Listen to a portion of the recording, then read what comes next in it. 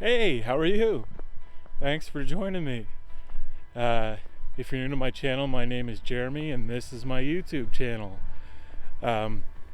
Normally I go on adventures, hiking, going by waterfalls, fly my drone over some coastline, down rivers, that type of thing. This is going to be a short and quick one. It's going to be a talky one, so leave now if my voice bores you, because it's pretty much all we're going to have. Maybe I'll show some of this beautiful snowy scenery. It's a nice walk up at the park, just so I could talk. I have a few things that I wanted to talk about on this one, and just a couple issues that have come up, a couple things that I wanted to address. The first thing I wanted to talk about was hiking and private property trespassing, and how I approach that. Hey, first off, obviously, if it's posted no trespassing, private property, if there's a gate, then I just do what it says, and I respect the fact that it's somebody's property, and I don't trespass. Never. When I first started exploring to the waterfalls and trying to be somewhat of a YouTuber and making these vlogs, my daughter and I, several years ago, I think she was probably 4, she's 6 now, we went exploring, following one of the guides online to a waterfall, and it led down a path that had a big private property sign, and well, we turned around, we left. I found another vantage point to fly my drone safely, get the video of the waterfall, and then I left. Go. We can't come to the waterfalls. We didn't go all the way because it was private property. Yeah, it's not our property, and it's not public property, so out of respect for somebody's private property, we're not going to walk across it and go down there, but we did fly the drone over to look at the falls, so we'll show you that. You go ahead. And it looks steep, and it looks pretty steep. Yeah, all right. At that point, that's how I did things, and that is how I still do things. It was brought to my attention that I, in my last video, was walking on private property, although it's not marked anywhere along that area that it's private property. There's absolutely no trespassing signs. If there is, and this is the second time I've been there, they've been removed or covered up, and that's why I want to get into the law, because for myself and anybody who fishes, hunts, any outdoor recreational activity, this information will be useful for you too. What it comes down to, and anybody who fishes knows that no property owners own the river and waterways in our province, Nova Scotia, Canada. They're crown land, and when you're fishing, hiking, you basically, as long as you don't cross somebody's private property to access a river, which I never do,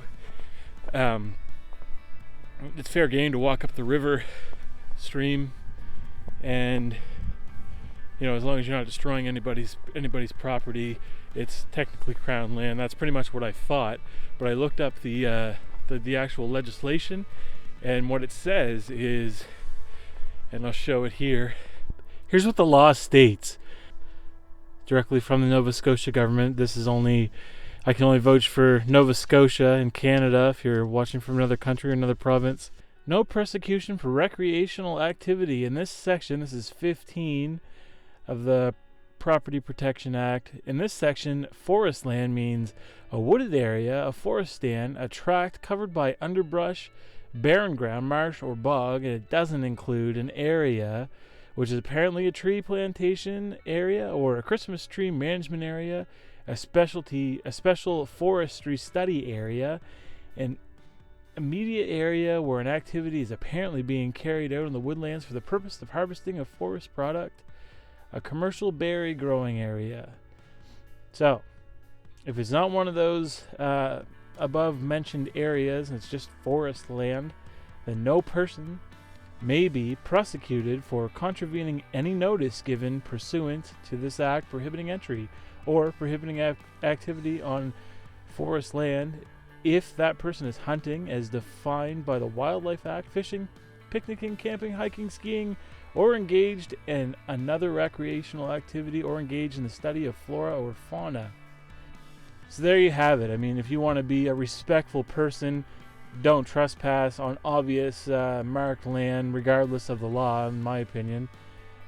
Respect private property, and if it's ambiguous and you don't want to go door to door to find out who owns the property in the middle of nowhere, that's just ridiculous and nobody's ever going to do that, then follow the law. It's a good guideline.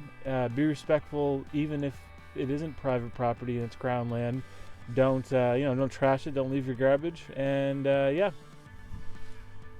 basically in something that's considered a wooded area or uncultivated forest,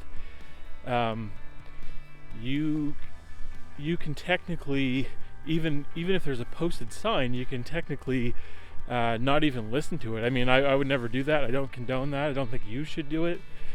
But legally,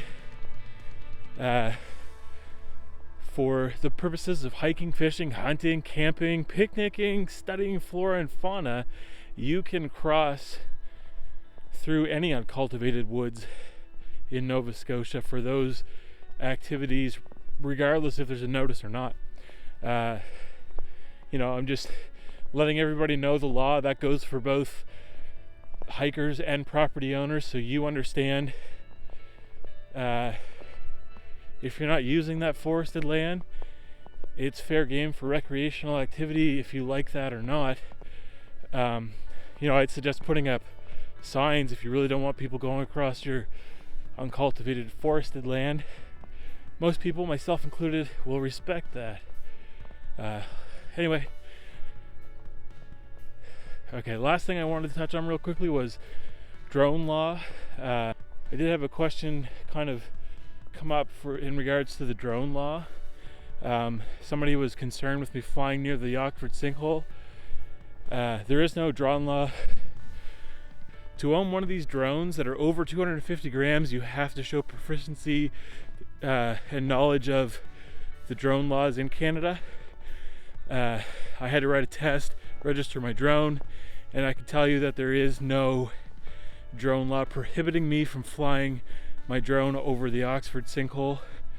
I could see the confusion because you can't fly a drone over something that's been deemed a natural disaster. The Oxford sinkhole has not been deemed a natural disaster. There hasn't been a mass evacuation in that regard. That would be the only thing that would stop you flying over something like that, would be the fact that the province or the federal government has deemed it a natural disaster, and in that case you'd be interfering with restoration efforts and maybe evacuation efforts, search and rescue efforts, and they don't want your drone there, and I get that. But Oxford sinkhole, that's not the case. So that's basically it. I know this was a quick and short one, to the point. There wasn't a whole lot I had going on. The weather wasn't very suitable for me to fly the drone and go hiking anywhere. But like always, please like and subscribe. I'll see you guys in the next one.